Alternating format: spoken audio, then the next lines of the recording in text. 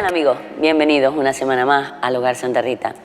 En esta ocasión nos ocupa un tema básicamente emocional, sentimental y, ¿por qué no?, forma parte de nuestras raíces, de nuestra razón de ser y de existir.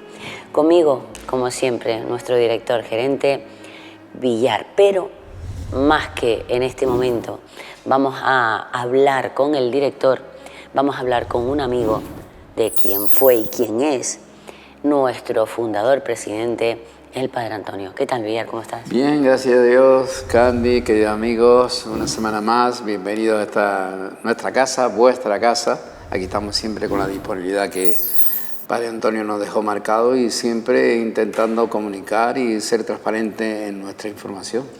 Queremos que este programa sea un tanto diferente y sobre todo porque queremos abrir ese gran libro de la historia y vamos a comenzar con nuestras primeras páginas, esas que dieron lugar a lo que hoy podemos decir que es Hogar Santa Rita, una fundación creada con tanto amor, con tantas expectativas, con tanta ilusión. Pero vamos a comenzar por la primera página. Vamos a pensar aquellos momentos donde el Padre Antonio, pues una persona que nació en La Orotava, una familia pues muy familiar, donde su padre era conductor y donde de alguna manera, pues como cualquier familia trabajadora de aquel entonces, se dedicaba pues eso, una madre dedicada a las labores de la casa, al cuidado de los hijos y un padre sumamente trabajador. En este momento hablamos de La Orotava. Vamos a partir de esa ciudad, ese pueblo que lo vio nacer, La Orotava, que en este caso, Villar, tú también eres de La Orotava. La Orotava acogió, en este caso, vio nacer a una persona singular, muy especial, que quiero que nos cuentes de La Orotava y del Padre Antonio. ¿Qué recuerdas tú? Pues recuerdo y tengo de alguna forma alguna que otra conexión, sobre todo por mi padre, que fue compañero de trabajo de él, a pesar de que había una diferencia de edad, pero lo recuerdo que me informaba mi padre de él. Era un joven ilusionante, un joven con muchas ganas de vivir, un joven que se le hacía corta su pueblo. La Orotava, en ese entonces con una edad muy temprana, ya sabía y ejercía varias profesiones y aficiones como la música, la benistería y tantos otros que, como muchos de aquella época, cogió su maleta y partió a las Américas. Partió a las Américas porque al final las circunstancias del país, del pueblo, del lugar donde de alguna manera era popular que todos los jóvenes pues emigraran, acudían a Venezuela en busca de un mejor porvenir. Pero en este caso el Padre Antonio tenía una idea muy importante, y era que quería quería comprar la vivienda en la que pues se encontraban. Era una ilusión que tenía su padre y sobre todo él, como buen joven, luchador, valiente y desafiante, porque eso sí, hay que decir, Villar, que él partió para las Américas sin que su padre en un principio lo supiera, pero él con todo decidió pues encontrar pues esa nueva oportunidad. Indudablemente muchas de las cosas que se propuso las consiguió. Las oportunidades que daban entonces lo que nosotros denominamos ahora las Américas, donde cuando llega y cuando se pues empieza a caminar esa andadura allende los mares, amén de las dificultades de toda índole, él se hace muy fuerte. Él era fuerte, aparte de su constitución, era fuerte de mentalidad, y asume el rol de estar en otro sitio que no es su casa. Hace frente a las adversidades, pero también hay algo o alguien le da y en su cabeza empieza a bullir esa idea de ayudar a los demás. Y de hecho, pues según cuenta y según cuentan sus familias, algunos estaban allí y otros, hizo una etapa espectacular en cuanto a ayuda, en cuanto a movimiento, incluso con incidencias que en principio no había nada en cuenta. Está claro que su vocación por ayudar a los demás parte de él mismo, cuando él decía que al final su necesidad era conseguir pues trabajo, dinero y ayudar a su familia. Yo creo que la primera fase en su vida fue la necesidad de ayudar a sus padres, a su familia, enviar dinero. Esa desconexión en esa vida tan joven donde todos al final entendemos que tenemos tantísima ilusión, donde el mundo se nos queda pequeño y él va a la aventura. ¿Y qué pasa? Que cuando llega allí y consigue realmente encontrar su vocación, se forma. Decide pues aprender, estudiar, crear una escuela dentro de su mente que le permita realmente tirar para adelante. Eso sí, en este momento ya estamos hablando de que tenía una fiel vocación ya dirigida a creer que Dios le había elegido. Y un sueño. Ese era el sueño que tú acabas de decir, de presentarse como si dijéramos voluntario ante el jefe, ante el Padre Dios, ante su creencia, ante las vivencias que estaba teniendo en esos entonces, presentar, reitero, voluntario a formarse, a prepararse y a hacer frente a las realidades tan duras de entonces, en aquella época.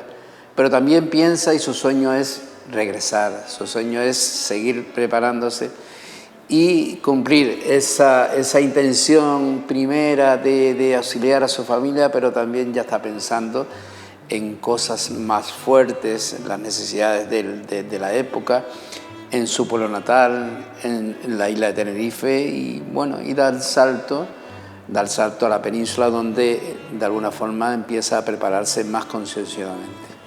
Claro, va a la península, llega a tocar universidades como la que estaba en Valencia, llega a disfrutar de alguna manera de la docencia, una persona con muchísima vocación en favor de la juventud, de los jóvenes, de los niños, con hambre de saber, y a él que le encantaba pues enseñar, cómo no, llegó a ser una confabulación perfecta donde él se sintió verdaderamente realizado. Pero Villar, una vez llegó a la península, consiguió esos objetivos, regresa. Pero regresa y un destino importante que para él marcó muchísimo en su vida, no fue tanto tiempo, fueron aproximadamente 2 años, pero sí que realmente configuró en él pues un antes y un después. Llegó a la Isla del Hierro. A la Isla del Hierro, donde se encuentra la realidad de esa época y ese momento donde fue acogido realmente fantásticamente. Él ya traía en su cerebro cosas que ya le estaban interpelando y empieza su trabajo y su obra, porque su obra empieza a partir de esa fecha, poquito a poco, pero ya con una preparación y un bagaje de entendimiento muy superior al adquirido en ese paso por la península. Está claro que cuando él llega realmente a instalarse en la Isla del Hierro, ya él venía con una aventura hecha en Colombia, con escuelas, con calles que había faltado, con edificios, con experiencia. Esas experiencias le dieron a él seguridad, confianza. Y cuando llegó a la Isla del Hierro, todo hay que decir que imagínate, Villar, en aquellos tiempos, aquellos años, donde si la Isla del Hierro ha sido bastante pues con dificultades porque es una isla pequeñita, sabemos cómo es la Isla del Hierro, que a quien le encanta pues ir a pescar, a disfrutar y a disfrutar de la parte más esencial de la vida, que es la paz, ¿verdad? Pues en aquellos entonces la Isla del Hierro pues tenía muchas necesidades y el padre Antonio consiguió transformar lo difícil, lo imposible en una realidad. Se ganó, para empezar, al pueblo. De hecho, uno de los principales recuerdos que cuando hablas con cualquier reño de la época, e incluso sus familiares, se recuerdan por el intento de vencer la orografía del hierro. Llámese el traslado del agua a zonas impenitentes, llámese construir una ermita, llámese hacer asfaltados, calles. Y ahí consolidas lo que se estaba maquinando en su cerebro, que era, y no era otro de que regresar otra vez a su hábitat natural, que era su pueblo.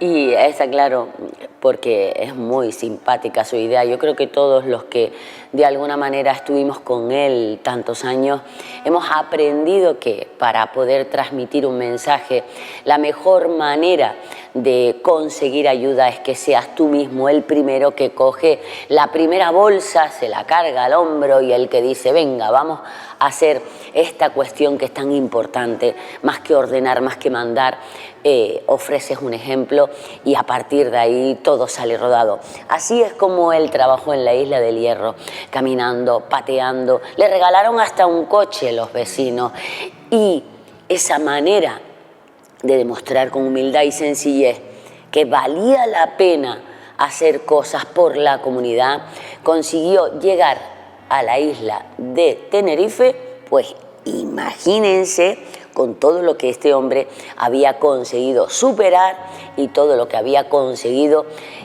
de alguna manera sembrar en el corazón de tanta gente. Desde la sencillez de la palabra, porque era muy sencillo, y sus hábitos y su forma de proceder era muy sencilla. Hay cantidad de anécdotas como venta de rifa y que se vendía, que rifaban, etcétera, etcétera. Pero cuando empieza y llega a Tenerife, pues se pone a disposición, como no, de su familia y a su vez del señor obispo, porque él era, no lo olvidemos, que era cura ya entonces. Entonces en esa disposición se pone mano a la obra y no se le ocurre otra cosa que sino ir pues construyendo, reparando parroquias, templos, de una forma sencilla, pero de una forma inteligente, arropándose en los del barrio, en la gente. Esos eran sus equipos hasta que llega a Punta Brava. Está claro que la época de antes, todos recordamos, los que tenemos ya una cierta edad, cuando hablamos de la época de antes, ¿verdad? Qué bonito era aquello, aparte de las necesidades, los requerimientos, que obviamente todos entendemos que había necesidad, incluso podríamos decir hasta que antes más que ahora, ¿no? Las casas pues no se cerraban, los vecinos eran parte de una familia, era un ambiente muchísimo más cercanos unos y a otros, se ayudaban un poquito más. Cuando el padre Antonio llega a Punta Brava y ya estaba, era un hombre joven, pero era un hombre forjado ya, como bien decíamos antes, con experiencias. Y a él le habían dicho, vas a ir a Punta Brava porque, cuidado, porque el Punta Brava se llamaba en aquel entonces, la llamaban Washington, la ciudad sin ley. Y cuando llegó a Punta Brava, iba caminando por la avenida hasta llegar, le paró un coche. El coche en aquel entonces era como el presidente de los vecinos de Punta Brava, lo coge, él con muchísimo miedo le habían dicho, oye, el obispo le decía, te voy a mandar a ti porque eres una persona que está experimentada con el espíritu de lucha, había sido boxeo, había practicado ese deporte, entonces era como un hombre fuerte y él iba con miedo. Y cuando llegó a Punta Brava, su gran sorpresa fue que lo recibieron con música, los vecinos cantando, con alegría, y él dice, ¿pero esto qué es? El acogimiento, Candy, y que emanaba de su trabajo en esos poquitos años que estuve al frente de templos como Barranco de Arena, el Rincón San Bartolomé, Los Pinos, La Luz y tantos otros, donde ya se estaba notando que hay un hombre que está trabajando desde la sencillez, desde su esfuerzo, y que ahora mismo es un bagaje. Los vecinos de Punta Brava, de Puerto de la Cruz, ya sabían de qué clase de persona va a llegar por ahí, y cuando lo ven llegar, como tú bien dices, se lo acogen porque realmente Punta Brava estaba ansiosa de organizarse, de que también se tranquilizara la situación entre la gente, y qué acertado tuvo esa llegada. Y cuando llegó, yo creo que él, sin saber ni siquiera qué decir, solamente pidió que bailaran una guisa, y su manera de acercarse a la gente antes de hablar fue bailando. Y él decía que, claro, para poder ganarse de entrada, la gente decía, pues ya entiendo por qué están llamando a Punta Brava, la ciudad sin ley. Es que ustedes son tan buena gente que no necesitan ni leyes, no necesitan nada. Hablando de leyes, hablando de unión, hablando de organización, como bien dice Villar, la primera organización que él decidió, que era lo principal, era organizar a los jóvenes. Y fundó, basado también en su experiencia en América, con los Boy Scouts, él decidió organizar a los jóvenes como un ejército de amigos.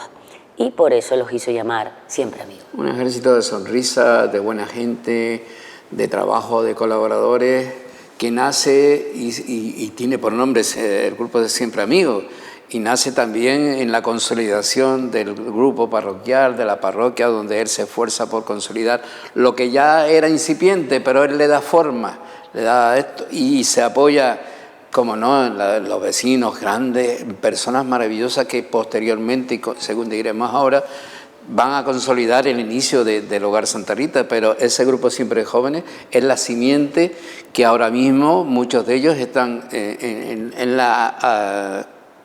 el trabajo y en el aparato del Hogar Santa Rita. Está claro que en cualquier organización que se preste, y para el Padre Antonio era así, debían de existir unas leyes. Por eso estaban las leyes de Siempre Amigos, con esos grupos perfectamente organizados y donde cada persona cumplía un rol. Era el que se encargaba de la animación, el que se encargaba de la cocina en una excursión, el que se encargaba de una cosa u otra, que al final todos a una, como un gran equipo, funcionaba a la perfección. Su manera de dirigir esos sentimientos, donde cada persona tenía un lugar y cada lugar era importante. Era una manera maravillosa de validar las cualidades de cada joven. Y todo esto, ¿cómo se expresaba? Pues se expresaba en los eventos, en las fiestas parroquiales y sobre todo en aquello que él consideró que era muy importante, y era hermanar. Era todos los pueblos, desde, como bien dice, La Orotava, El Rincón, todo Punta Brava, todos de alguna manera nos encontrábamos en aquellos festivales donde la orquesta River Plate ponía su punto más impresionante, y es que todos íbamos a cantar, todos los que queríamos cantar, íbamos a esos ensayos en La Orotava con esta orquesta maravillosa que se prestaba a hacer feliz, por supuesto, en este caso al Padre Antonio. Sí, de alguna forma eran medidas súper inteligentes, porque con esa actividad, con esos movimientos que a todos les agradaba, era una época en que nos gustaba a todos los que vivíamos, nos gustaba disfrutar, estar ahí, pero en el fondo, el trasfondo de toda esta historia se va poquito a poco preparando a sus amigos, a su barrio, a los que de alguna forma estaban en los otros barrios, porque ya iba maquinando desde la consolidación, iba maquinando cuál sería el futuro, y sobre todo él en esos momentos también estaba pensando qué vamos a hacer con esta problemática de la situación de aquel tiempo, aquellas familias. Por cierto, él empezó a caminar de casa en casa. También se sentaba a almorzar, a cenar, a almorzar, a enseñar, desayunar, con lo que cogía de primera mano cuál era la realidad, como estábamos diciendo ahora. Desde esa base, desde ese conocimiento, de esa simiente, él dice, aquí hay un problema con los mayores, aquí hay un problema con muchas familias y tengo que hacer algo. Hay algo que realmente Villar lo impulsó a hacer ese movimiento, pero ya, como bien dice, empezó a necesitar tiempo para ocuparse de una parte muy importante, que eran las personas que, siendo un poco más adultos, también necesitaban ayuda. Y ocurrió un acontecimiento que realmente le hizo parar en seco y pensar eso que tú estás diciendo, pero ¿qué está ocurriendo? Y es que en una de esas visitas de las que habla, encontró una señora que le dijo, ay, Padre Antonio, una señora mayor, Padre Antonio, es que yo estoy sola, no tengo a nadie. Y él pensó, algo voy a tener que hacer. Y en ese entonces fue cuando él dijo, a ver, tenemos un centro parroquial, que todo hay que decir, Villar, que en Punta Brava no olvidemos que esa parroquia, ese centro cívico de entretenimiento para los vecinos fue hecho, pero de forma muy complicada, pero eso sí, complicada porque realmente nunca nada es fácil cuando se hace a base de granitos y de pinceladas, de luchas y pequeños intentos, cuando desde la más primitiva humildad, donde no hay realmente dinero y hay que hacer algo grande, pues lógicamente las cosas son difíciles. Y se lleva a cabo porque hay una unión entre todos los vecinos del barrio de Punta Brava. Vamos a partir de justamente se crea ese edificio dedicado al entretenimiento, a la enseñanza. Ahí estaban las clases de todo tipo, clases de apoyo, clases de órgano, estaban también actividades como la guardería para los niños, como también habían clases de karate. Bueno, había de todo y más para ayudar, hasta un centro médico había, para ayudar a los vecinos de Punta Brava. Ese centro quedó ahí y el Padre Antonio pensó justamente cuando esa persona o esas personas que él pensó, Dios mío, ¿y qué hago? Empezó a coger una cierta forma. Empezó a coger una cierta forma y su cabeza a bullir y también con los consejos del señor obispo, y deciden, se reúne con vecinos, esos maravillosos vecinos que en su momento fueron la iniciación de la Fundación Canaria Hogar Santa Rita, allá en los años 90, donde para darle forma legal y forma que pudiera seguir adelante, esa idea de, apoyándose en el centro parroquial, apoyándose en lo que ya existía de parroquia, crear una ampliación que en el siguiente futuro del momento se llamó Hogar 1. Pero para darle forma se creó la Fundación Canaria Hogar Santa Rita, que en su principio fueron 40 fundadores. Muchos de ellos están ya con él en el cielo, otros todavía afortunadamente están con nosotros. Y ahí se empieza a maquinar esa sensación, esas ganas de ayudar a las personas mayores, ya con la simiente, como tú bien dices, de los siempre amigos, con la simiente de las catequesis de adultos, con el continuo ir y venir y estar de todas las actividades que se llevaban en el complejo parroquial, nace el Hogar 1. Nace el Hogar 1 con una ilusión y una confabulación perfecta entre la juventud, los vecinos del barrio y los ancianos.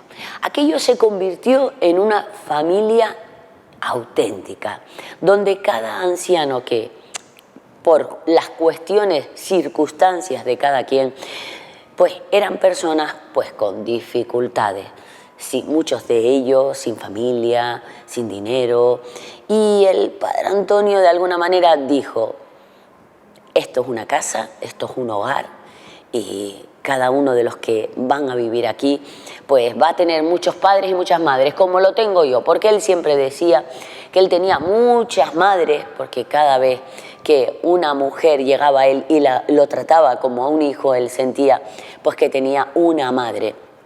Madres que le ayudaron a él a que estos residentes, esos primeros residentes, pues tuvieran de todo. Ayuda, voluntariedad, que hoy en día, pues obviamente está muchísimo más reglado. En aquel entonces aquello era un centro de puertas abiertas de par en par, donde todos los vecinos iban con lo mejor de sí mismos para que todo lo que el Padre Antonio hacía pues tuviera éxito. Se convirtió el Hogar 1 en un sitio, digamos, de ida y venida, con mucha curiosidad y con una gestión muy particular, porque realmente, como tú bien dices, todos éramos voluntarios. Yo recuerdo a muchos familiares que contentos iban diariamente a atender a su familia. Realmente era un trabajo, familia, organización, trabajo, muchas virtudes, mucho amor, donde se llegó a consolidar durante la primera decena del año 2000, pues un trabajo en pro y que realmente tuvo una repercusión a nivel local, canario y nacional muy importante. Y al final, en todo esto, sigue siendo en la actualidad, pero los políticos tenían un papel fundamental. El Padre Antonio creó, en este caso hay que recordar, ¿qué hizo el Padre Antonio en Punta Brava? El Padre Antonio hizo una obra social solidaria, sin ánimos de lucro, donde él lo que pretendía en esencia era ayudar a los pobres, a los más desfavorecidos, aquellos que habían ido a América como él también fue y habían regresado y se encontraron sin familia, sin nadie que los quisiera, porque cuando se fueron aquel día nunca dieron noticias y se olvidaron de esa familia que quedó aquí en Canarias. Al regresar se encontraron con las puertas cerradas, personas que terminaron en el alcohol, en la calle, abandonados, y el Padre Antonio lo que dijo fue, pues yo no voy a dejar a nadie tirado, me da igual el papeleo, la burocracia, me da igual, eso ya vendrá. Yo lo primero que voy a hacer es voy a coger a estas personas y las voy a acoger. Y si tengo que abrir camas y tengo que poner colchones y tengo yo que dormir en el suelo, me da exactamente igual. Pero aquí lo importante son estas personas. Eso fue lo que hizo el Padre Antonio. En aquellos entonces no era, digamos, tan perseguido como ahora.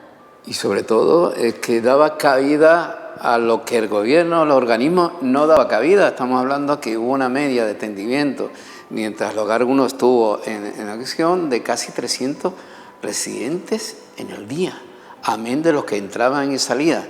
Pero Candy, hubo un momento en este periplo del Hogar 1 muy importante que hizo ver al Padre Antonio que tenía que seguir adelante.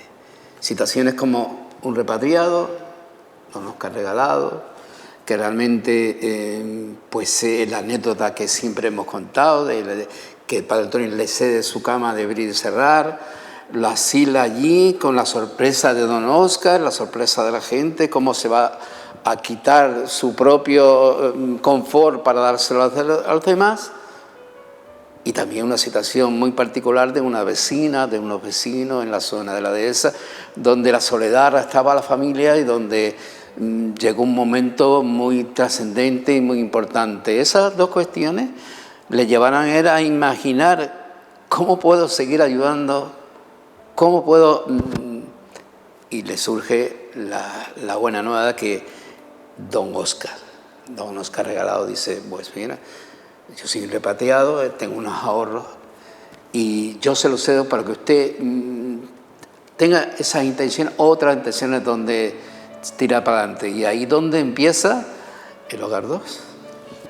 Ese espíritu de darse a los demás, es el que queremos trasladarle a todos ustedes con este programa, hecho con toda humildad y con todo cariño.